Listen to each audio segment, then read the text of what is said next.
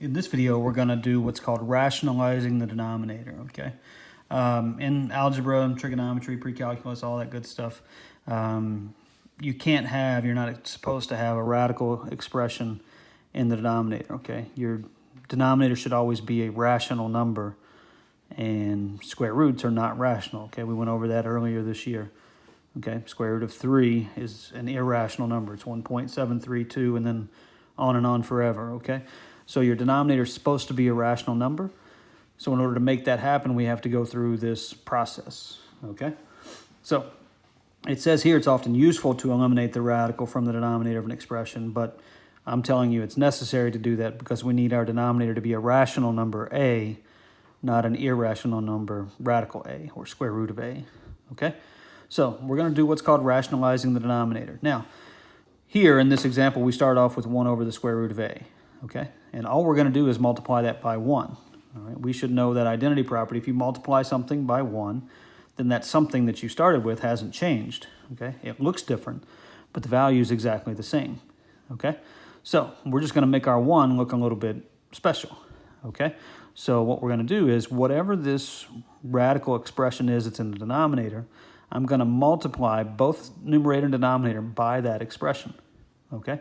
So I'm going to multiply the numerator by square root of a, and I'm also going to multiply the denominator by the square root of a. So I'm multiplying by 1 here. So I'm not changing the value of what we started with. I'm just changing its appearance, okay? So in the numerator now, I've got 1 times the square root of a, which is square root of a.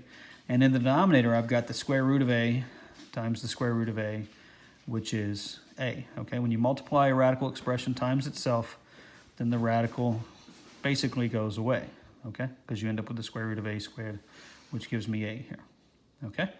And that's going to be a positive value. All right, so let's look at these 4 examples here. Notice we've got fractions in all of these. None of these fractions have the square root of a perfect square, okay? So I'm going to have to rationalize each of these denominators. So in 13, I start out with 2 over radical 3, okay? Now, I'm going to want to multiply both top and bottom by this radical 3 in order to rationalize this denominator, okay? So, numerator is 2 times radical 3. Denominator is square root of 3 times square root of 3, okay?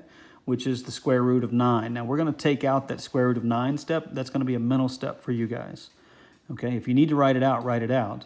But square root of 3 times square root of 3 is 3.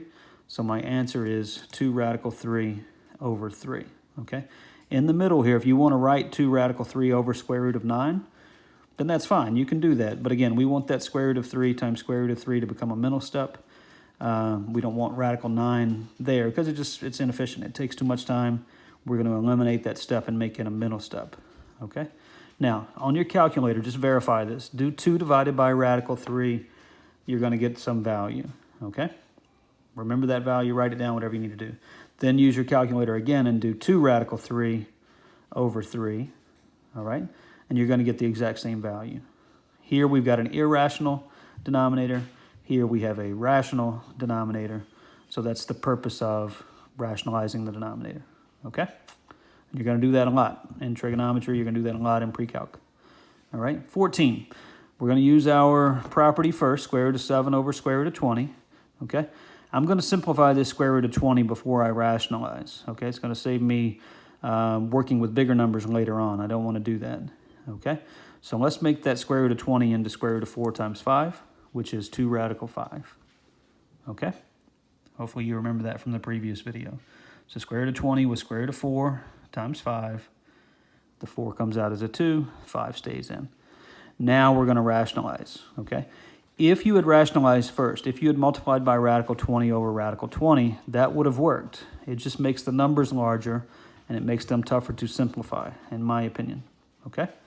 So now we're going to rationalize. We're going to multiply by radical 5 over radical 5, and that's going to give me square root of 7 times square root of 5 is square root of 35. Square root of 5 times square root of 5 is 5, and then I can't forget this 2 here, so 2 times that 5 is 10. So my answer is radical 35 over 10, okay? Pause here, try to do 15 and 16, and then come back and see if you did it correctly. Okay, 15, we're going to break it down as square root of 4 over square root of 5x, okay? I can't simplify this any, okay?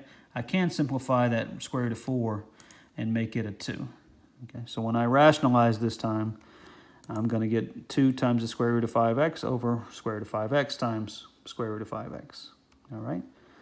And when I multiply there, that gives me 2 radical 5x over 5x, okay? This x has to be positive, so there should be absolute value there, okay?